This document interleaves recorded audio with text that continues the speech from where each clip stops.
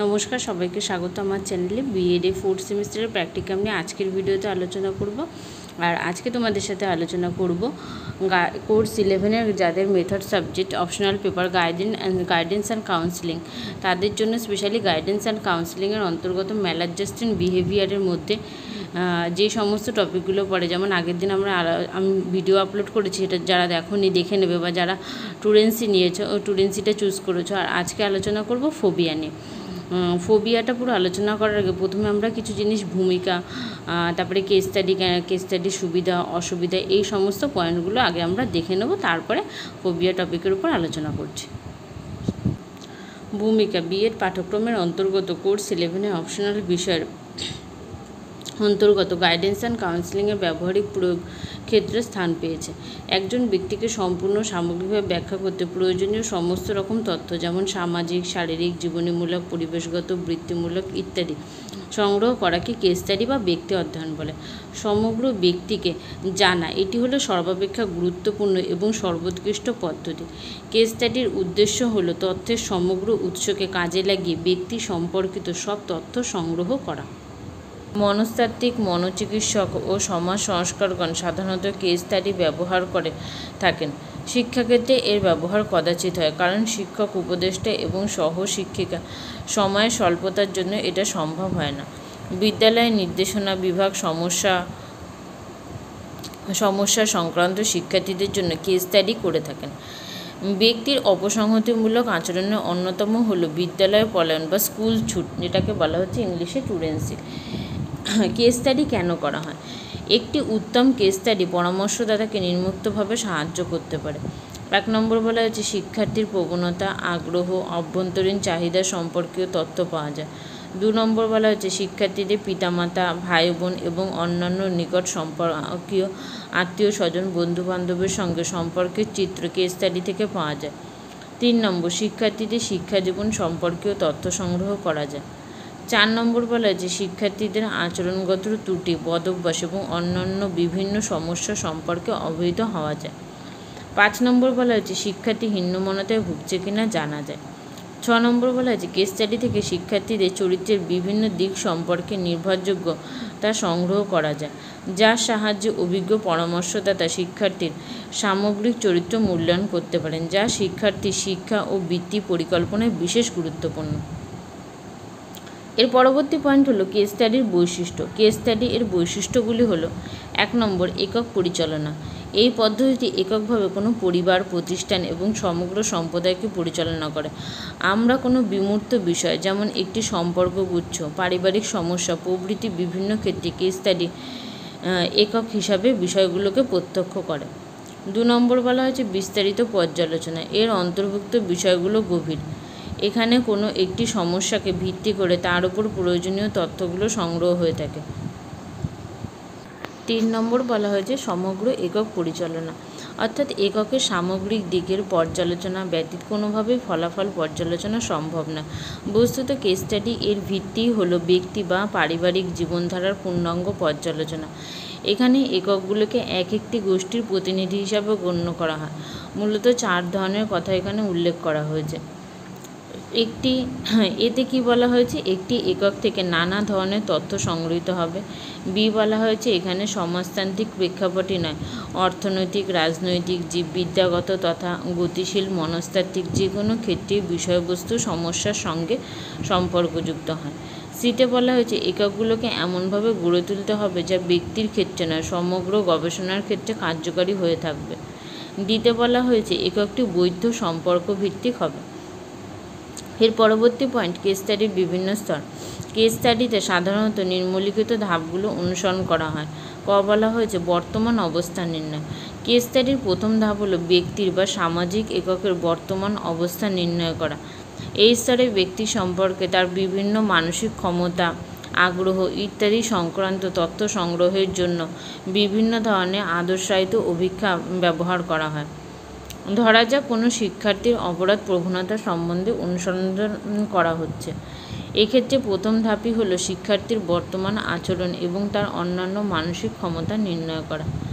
তারপরে বলা হয়েছে যে প্রাককল্প গঠন। এই স্তরে ব্যক্তি বা সামাজিক প্রতিষ্ঠান বা এককের অতীত সম্বন্ধে অনুসন্ধান করা হয়। অ্যানেকডেটলি রেকর্ড থেকে ব্যক্তির অতীতের আচরণ সম্বন্ধে অনেক তথ্য পাওয়া যায়, যেখান থেকে বর্তমান আচরণের কারণ সম্বন্ধে একটা অনুমান গঠন করা যেতে পারে। শিক্ষার্থীদের অপরাধ প্রবণতার কারণ সম্পর্কে কতগুলো প্রাক কল্প গঠন করা যেতে পারে। এই প্রাক কল্প গঠনের জন্য অনুরূপ কোনো গবেষণার সাহায্য নেওয়া হয়ে থাকে। বলা হয়েছে প্রাক কল্প যাচাইকরণ। যাচাইকরণের জন্য গবেষক বিভিন্ন তত্ত্বের সাহায্য নেবেন। এই ধরনের তথ্য সাধারণত শিক্ষক, অভিভাবক, বন্ধু, ভাই বোন তথা পরিবারের অন্যান্য সদস্যদের কাছ থেকে গৃহীত হয়। এক্ষেত্রে শিক্ষার্থীর ব্যক্তিগত দিনলিপি ব্যবহার করা হয়ে থাকে। এই সমস্ত তথ্যের বিশ্লেষণের ভিত্তিতে সমস্যার মূল কারণটি চিহ্নিত করা হয়। বলা হয়েছে প্রতিকারমূলক ব্যবস্থা, অর্থাৎ মূল কারণটি চিহ্নিত করার পর ব্যক্তিকে বিভিন্ন পরামর্শ দেওয়া হয়। বলা হয়েছে যে একটি কেস স্টাডি সর্বশেষ স্তর। এই স্তর ব্যক্তির উপর পরিচালিত চিকিৎসা পদ্ধতির কার্যকারিতা বিচার করা হয়। যদি দেখা যায় যে শিক্ষার্থীর অপরাধপ্রবণ আচরণগুলোর মাত্রা কমেছে, তাহলে বুঝতে হবে যে চিকিৎসা পদ্ধতি সঠিক এবং ধারাবাহিকভাবে অনুসরণ করা যেতে পারে। কেস স্টাডির সুবিধা। আলোচ্য পদ্ধতিটির সুবিধাগুলি হলো, কেস স্টাডিতে গভীরভাবে অনুসন্ধান করা হয় বলে ব্যক্তিকে সামগ্রিকভাবে বিচার করা সম্ভব হয়। বলা হয়েছে কেস স্টাডিতে যেহেতু সকল তথ্যের নিরিখে বিচার সম্পূর্ণ হয়, তাই প্রকৃত সমস্যা চিহ্নিত করা সহজ হয়। বলা হয়েছে কেস স্টাডির কৌশল গবেষককে মানব আচরণ সম্পর্কে অন্তর্দৃষ্টি প্রদান করে, যা তাকে হাইপোথিসিস গঠনে সাহায্য করে।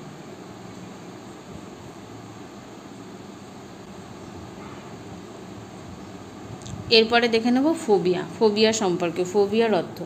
গ্রিক শব্দ ফোবোস থেকে ফোবিয়া শব্দটি এসেছে, যার অর্থ হলো ভয় বা আতঙ্ক। ফোবিয়া দুশ্চিন্তা সংক্রান্ত মানসিক বিশৃঙ্খলা, যার দ্বারা সর্বাপেক্ষা অধিক ব্যক্তি আক্রান্ত হয়। প্রকৃত বিপদের সম্ভাবনা নেই, অথচ বিশেষ বস্তুর সম্মুখীন হলে ব্যক্তির মধ্যে তীব্র ভয়ের সৃষ্টি হয়। এই ভীতি ব্যক্তির মানসিক স্বাস্থ্যকে ক্ষতি করে এবং স্বাভাবিক কাজকর্মে বাধা দান করে। এক ধরনের অজানা আতঙ্ক সর্বদা ব্যক্তিকে তাড়া করে বেড়ায়। কোনো বস্তু, প্রাণী বা পরিস্থিতির প্রতি যদি ব্যক্তির মনে অহেতুক ভয় দেখা দেয়, তাহলে তাকে ফোবিয়া বলা হয়। এই সমস্যা আক্রান্ত ব্যক্তিদের এই ভয়গুলো অস্বাভাবিক মাত্রা ধারণ করে, ফলে ব্যক্তি মূর্ছাও যেতে পারে। এই অহেতুক ভয়ের জন্য ব্যক্তির মাথা ব্যথা, পেটের গোলমাল ইত্যাদি দেখা যেতে পারে। ছোট শিশু থেকে বয়স্ক ব্যক্তিদের মধ্যে এই অবাস্তব ভয় দেখতে পাওয়া যায়। এটি এক ধরনের মানসিক বিকার। মনোবিজ্ঞানীরা অনেকগুলি এই ধরনের ভয়ের কথা বলেছেন। সাধারণত ফোবিয়াগুলি হলো: 1 নম্বর বলা হয়েছে উচ্চতা থেকে ভয়, 2 নম্বর অন্ধকার থেকে ভয়, যন্ত্রণা থেকে ভয়, 4 নম্বর বলা হয়েছে খোলা জায়গায় ভয়, 5 নম্বর আগুনের ভয়, 6 নম্বর জল থেকে ভয়, 7 নম্বর সাপের ভয়, 8 নম্বর মৃত্যু ভয়, 9 নম্বর বজ্রবিদ্যুতের ভয়, 10 নম্বর নির্জন স্থানের ভয়, 11 নম্বর শিক্ষক থেকে ভয়, 12 নম্বর বলেছে জীবাণু থেকে ভয় ইত্যাদি। ফোবিয়ার শ্রেণীবিভাগ। ফোবিয়াকে প্রধানত 2টি শ্রেণীতে ভাগ করা যায়। একটা হচ্ছে সরল ফোবিয়া আর 2 নম্বর জটিল ফোবিয়া। সরল ফোবিয়া যখন একটি নির্দিষ্ট বস্তু, পরিস্থিতি বা কাজের প্রেক্ষিতে দেখা যায়, তখন তাকে বলা হয় সরল ফোবিয়া, যেমন পোকামাকড়, সাপ, আরশোলা ইত্যাদি। আর জটিল ফোবিয়া কোনটা? জটিল ফোবিয়ার উদাহরণ হলো মুক্ত স্থান থেকে ভয়। ফোবিয়ার লক্ষণ। কি কি লক্ষণ দেখা যায় ফোবিয়ার ক্ষেত্রে? 1 নম্বর বলা হয়েছে নিঃশ্বাস প্রশ্বাসে কষ্ট, 2 নম্বর দ্রুত হৃদস্পন্দন, 3 নম্বর বলা হয়েছে নিরাপত্তার অভাববোধ, 4 নম্বর অবসাদজনিত মানসিকতা, 5 নম্বর হীনমন্যতা, 6 নম্বর হজমের গোলমাল, 7 নম্বর অহেতুক কম্পন, 8 নম্বর মাথায় অতিরিক্ত যন্ত্রণা। এর পরবর্তী পয়েন্ট হলো ফোবিয়ার কারণ। 1 নম্বর বলা হয়েছে যে পরিবারে ফোবিয়া আক্রান্ত ব্যক্তি আছে, সেই পরিবারের সদস্যদের ফোবিয়া আক্রান্ত হওয়ার প্রবণতা দেখা যায়। 2 নম্বর বলা হয়েছে ব্যক্তি সংগতি বিধানে অক্ষম হলে ফোবিয়া সৃষ্টি হতে পারে। 3 নম্বর বলা হয়েছে কর্মক্ষেত্রে ব্যক্তি সফল না হলে। 4 নম্বর আত্মবিশ্বাসের অভাব। 5 নম্বর প্রত্যাশার অত্যধিক চাপ। 6 নম্বর বলা হয়েছে অপরাধবোধ হলো ফোবিয়ার একটি বড় কারণ। কোনো অপরাধজনক কাজের স্মৃতি অবদমিত করলে তা থেকে শিশুর মনে অবাস্তব ভয় সৃষ্টি হয়। এরপর আছে ফোবিয়া নিয়ন্ত্রণ। যে কোনো ভয় ব্যক্তির মানসিক স্বাস্থ্যকে বিপন্ন করে তোলে, ব্যক্তিকে দুর্বল করে তোলে, ব্যক্তির স্বাভাবিক বিকাশে বাধা দেয়। তাই ভয়কে নিয়ন্ত্রণ করা খুবই প্রয়োজন। নিম্নলিখিতভাবে আমরা ভয়কে নিয়ন্ত্রণ করতে পারি। 1 নম্বর বলছে অহেতুক ভীতিমূলক গল্প শিশুকে শোনানো ঠিক নয়। তারপরে বলা হয়েছে আত্মবিশ্বাস শিশুর মনে জাগাতে হবে। শিশু যাতে বিনা কারণে ভীত হয়ে না পড়ে সেই জন্য পিতামাতাকে শিশুর মনের মধ্যে সাহস যোগাতে হবে। বলা হয়েছে শিশুর ভুল ত্রুটিগুলোকে পিতামাতা সহানুভূতির সঙ্গে বিবেচনা করবেন।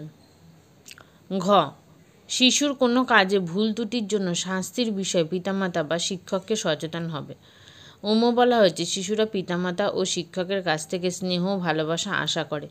এই স্নেহ ভালোবাসা শিশুর মন থেকে ভয়কে দূর করে এবং শিশুর মনে আত্মবিশ্বাসকে জাগিয়ে তোলে। তাই এই বিষয়ে পিতামাতা ও শিক্ষককে সচেতন থাকতে হবে। ভয়ের উপকারিতা। কারোর মনে ভয়ের সম্পর্কে যে উপকারিতাও আছে সেটা কারোর মনে হয়। এবার কী কী উপকারিতাও হতে পারে সেগুলো দেখে নিই। বলা হয়েছে ভয় কোনো বিপদ সম্পর্কে ব্যক্তিকে সাবধান ও সতর্ক করে দেয়, যার ফলে ব্যক্তি বিপদকে এড়িয়ে চলতে পারে। বলা হয়েছে কোনো দুঃসাহসী কাজ করা থেকে মানুষকে বিরত করে। অপরাধ থেকে মানুষকে বিরত করে। কোনো অবাঞ্ছিত কাজ থেকে নিবৃত্ত করে। বলা হয়েছে সমাজ নিয়ন্ত্রিত আচরণ করতে বাধা দেয়। বলা হয়েছে ব্যক্তিকে নিয়মানুবর্তিতা করে তোলে। ভয় যদি সুনিয়ন্ত্রিত ও যুক্তিভিত্তিক হয় তাহলে তা অনেক সময় ব্যক্তির ক্ষতি না করে উপকারী করে। ভয়ের উপকারিতা থাকলেও কোনো শিশুকে ভয় দেখিয়ে কাজ করালে সেটা অত্যাধিক ক্ষতিকর হয়ে ওঠে শিশুর কাছে। শিশুকে ভয় দেখিয়ে পড়াশোনা করানোর চেষ্টা করলে তার ফল খারাপই হয়, কারণ এখানে উদ্দীপকটি হলো নেতিবাচক। সংযত রাখার জন্য ভয়ের ব্যবহার চলতে পারে, কিন্তু অন্য কোনো উদ্দেশ্যের ক্ষেত্রে ভয়ের ব্যবহার থেকে কুফলই হয়। এরপর আছে অনুসন্ধানমূলক প্রশ্নের ব্যবহার।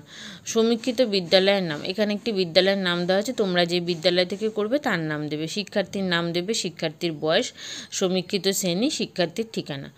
তারপরে কিছু প্রশ্ন করা হবে, সেগুলো হ্যাঁ না এবং নিরপেক্ষ থেকে অ্যান্সার দেবে।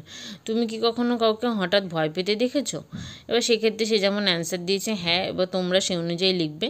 2 নম্বর বলা হয়েছে কোনো জায়গায় একাকী অবস্থায় তুমি কি ভয় পেয়েছো? না বলা হয়েছে উত্তর। 3 নম্বর বলা হয়েছে কোনো জায়গায় বেড়াতে গিয়ে সেখানে এমন কিছু ঘটনা ঘটেছিল যেটাকে নিয়ে তুমি মাঝে মাঝে ভয় পাও, সেক্ষেত্রে বলা হয়েছে হ্যাঁ। তারপর 4 নম্বর বলা হয়েছে তুমি কি ভয় পাওয়ার কথা বাড়িতে বলেছো? সেক্ষেত্রে সে অ্যান্সার দিচ্ছে কি না। এরপর আছে সমীক্ষক পরিচিতি। সমীক্ষকের নাম লিখতে হবে, সমীক্ষকের বয়স, সমীক্ষকের ঠিকানা, তারিখ এবং সময়, সমীক্ষকের সমীক্ষার প্রমাণ। এবার সমীক্ষিত বিদ্যালয়টা সেটা উচ্চ প্রাথমিক না মাধ্যমিক, উচ্চ মাধ্যমিক সেই বিষয়ে লিখতে হবে। বিদ্যালয়ের প্রধান শিক্ষক বা শিক্ষিকার নাম এবং তার স্বাক্ষর ও তারিখ লিখতে হবে। এরপরে চলে আসে একদম শেষ পয়েন্টে উপসংহার। উপসংহারে কী বলা হয়েছে? বিদ্যালয় তথা সমাজ থেকে অপসংগতিমূলক আচরণ একেবারেই মুছে ফেলা সম্ভব নয়, তবু আমাদের চেষ্টা করে যেতে হবে যাতে শিক্ষার্থীদের মধ্যে অপসংগতিমূলক আচরণ কিছুটা হলেও কমবে। তবে জীবনের যে কোনো সমস্যা যতই দুর্বিষহ হোক না কেন, পরিবার এবং পারিপার্শ্বিক সমাজের সহযোগিতা, ভালোবাসা ও সহমর্মিতা থাকলে সেই সমস্যা থেকে মুক্তি পাওয়া সম্ভব হবে। এই পর্যন্ত ছিল সম্পূর্ণ প্র্যাকটিকামটি। ভিডিওটি এখানেই শেষ করলাম। ভালো লাগলে অবশ্যই লাইক করো এবং তোমাদের বন্ধুদের সাথে চ্যানেলটি শেয়ার করো। পরবর্তী প্র্যাকটিকাম নিয়ে নেক্সট ভিডিওতে আলোচনা করব।